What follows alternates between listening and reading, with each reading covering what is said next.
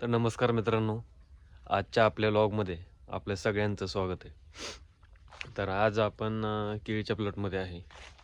एक 70% माल हार्वेस्टिंग झालेला आहे. पण आज आपण घेणार आहे ड्रिचिंग.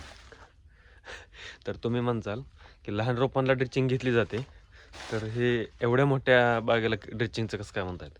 तर 70-80% माल हार्वेस्टिंग झाल्यानंतर डायरेक्ट ड्रीपमधून जर आपण मटेरियल खाद्य सोडलं तर ते सगळ्याच इकडे जातं. मग पाहिजे त्या रोपांना लागू होत नाही. म्हणून आता हे अशा प्रकारचे गड राहिलेले आहेत, कुठे पाठीमागे राहिलेले हे असे असे असे. तर यांना आपल्याला लवकर फुगवण्यासाठी मटेरियल देणं गरजेचं आहे. तर आपण पूर्ण ड्रिपमध्ये न देता आपण प्रत्येक झाडाला जागेवर जाऊन बादलीने घेऊन ओतून टाकणार आहे, 1-1 लिटर प्रमाणे.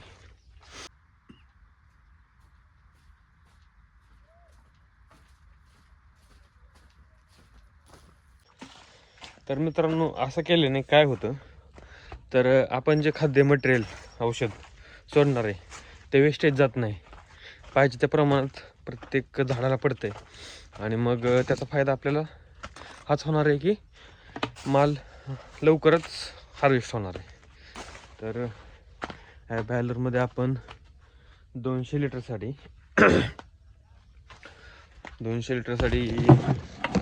13-045 5 किलो घेतलेले आहे.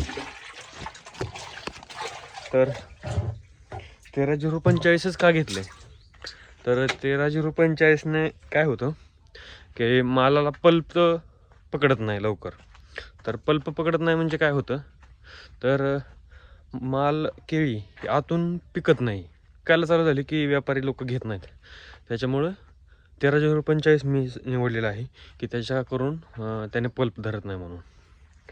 तर आता आपल्याला ह्या बादल्या घेऊन जायचे अजून तिकडे. चला.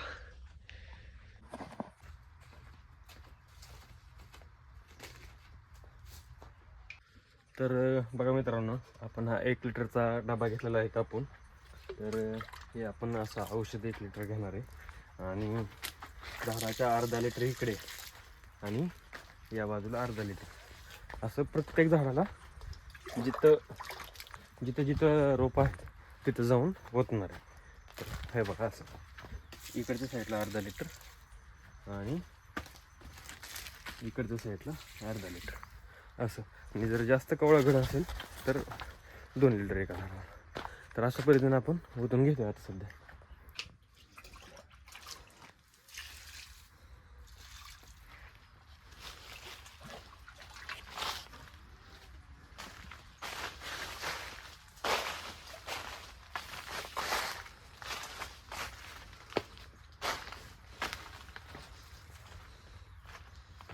तर हे बघा, असा डबा घेतलेला आहे आपण. याच्यामध्ये 1 लिटर औषध घेतलेलं आहे.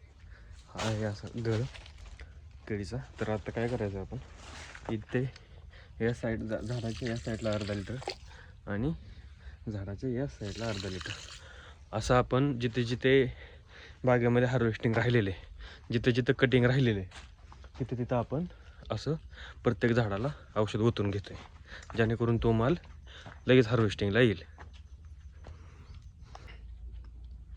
तर मित्रांनो, आता आपली ड्रिचिंग करून, म्हणजे मोठ्या रोपांची ड्रिचिंग करून झालेली आहे. तरी आजचा आपला व्लॉग इथे संपतोय. तर असेच आपले शेतातले व्लॉग बघण्यासाठी, डेलीचे व्लॉग बघण्यासाठी तुम्हाला लाईक करावं लागेल, फॉलो करावं लागेल आणि हां, सबस्क्राईब पण करावं लागेल नक्कीच. तर चला, राम राम.